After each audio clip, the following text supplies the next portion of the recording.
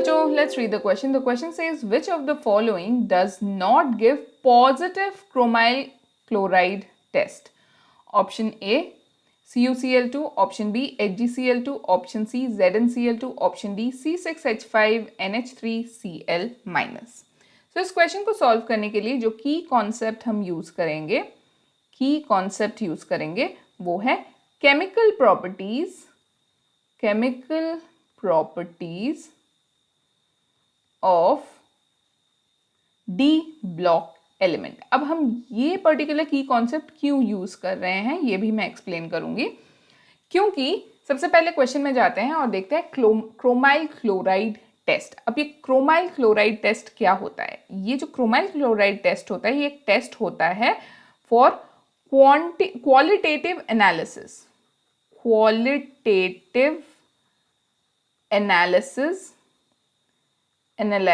Analysis of Cl minus ion.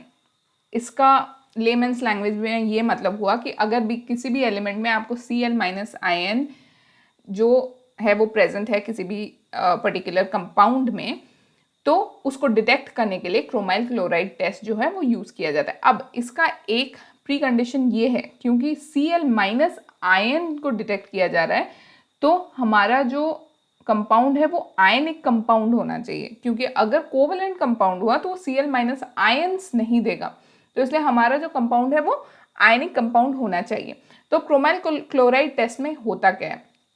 तो होता ये है कि K2Cr2O7 पोटेशियम डाइक्रोमेट यूज किया जाता है इस क्रोमाइल क्लोराइड टेस्ट के लिए। तो मान लीजिए मुझे डिटेक्ट करना है Cl माइनस आयन, तो मैं एक बहुत ही common ionic compound of chlorine NaCl common table salt ले लेती हूँ और इसके साथ मैं क्रोमाइल क्लोराइड टेस्ट अगर मैं करूँ तो मुझे चाहिए होंगे 4 मोल्स ऑफ NaCl और मैं इसे रिएक्ट करूंगी with K2Cr2O7 plus 6 moles of H2SO4 और मुझे जो प्रोडक्ट मिलेगा वो है क्रोमाइल क्लोराइड। क्रोमाइल क्लोराइड है CrO2Cl2 plus 2KHSO4 plus 4NaHSO4 plus 3H2O। अब जो साइड प्रोडक्ट्स है या बाई प्रोडक्ट्स है वो डिपेंड करता है कि आपने कंपाउंड कौन सा लिया है, क्लोरीन का कंपाउंड कौन सा लिया उस पर डिपेंड करता है। लेकिन क्रोमाइल क्लोराइड जो है ये इंडिकेट करता है कि इस पर्टिकुलर कंपाउंड में Cl माइनस आयन प्रेजेंट है। अब हमें कैसे पता चलेगा कि क्रोमाइल क्लोराइड जो है वो फॉर्म हो गया? क्योंकि क्रोमाइल क्लोराइड जो है वो in the form of red fumes solution से निकलते हैं, which tells us that chromyl chloride जो है वो प्रोड्यूस हुआ है उस सॉल्यूशन में।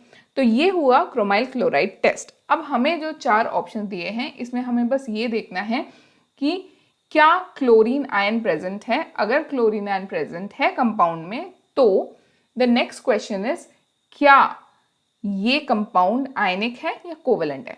सबसे पहले आता है CuCl2 पे कॉपर क्लोराइड। कॉपर क्लोराइड जो है वो एक आयनिक कंपाउंड होता है,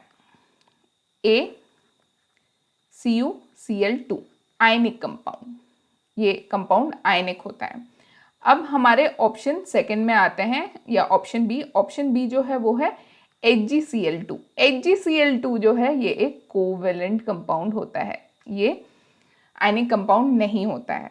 अब नेक्स्ट आते हैं हमारे ऑप्शन सी में। ऑप्शन सी है ZnCl2। ZnCl2 एक आयनिक कंपाउंड है।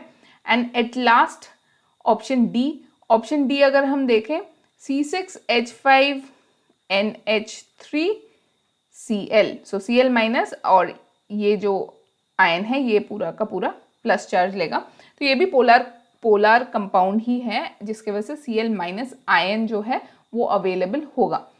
सो इसके वजह से हम ये कंक्लूड कर सकते हैं कि ऑप्शन बी HgCl2, क्योंकि ये एक कोवेलेंट कंपाउंड है इसलिए ये क्रोमाइल क्लोराइड टेस्ट नहीं देगा, क्योंकि कोवेलेंट कंपाउंड जो है free Cl minus ion produce नहीं करते हैं। So the final answer is option B, HgCl2 will not give positive chromyl chloride test. Hope you understood well. Best of luck.